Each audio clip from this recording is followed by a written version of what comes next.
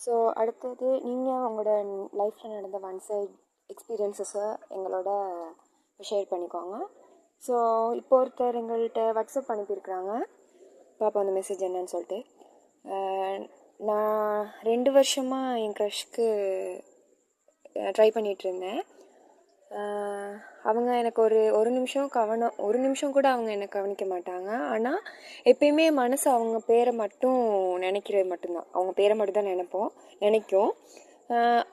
ஆஹா, இதுதான் ஒரு ஒரு ஒரு இதை தான் சொல்கிறது ஒன் சைட் லவ்ட அழகு அப்படின்னு சொல்லிட்டு. ஒரு புறம் அதாவது ஸோ உங்களோட ஒன் சைட் லவ் உங்களோட லைஃப்பில் என்னென்ன மாதிரியான மாற்றங்கள் ஏற்படுத்துச்சு அப்படின்னு சொல்லிட்டு நீங்கள் எங்களோட ஷேர் பண்ணிக்கலாம். ஸோ அந்த வகையில் எங்களுக்கு வாட்ஸ்அப்பில் ஒரு மெசேஜ் வந்திருக்கு, பார்ப்போம் என்னன்னு சொல்லிட்டு. நான் 2 வருஷமாக என் க்ரஷ்ஷை லவ் பண்ணிட்டு வந்தேன்.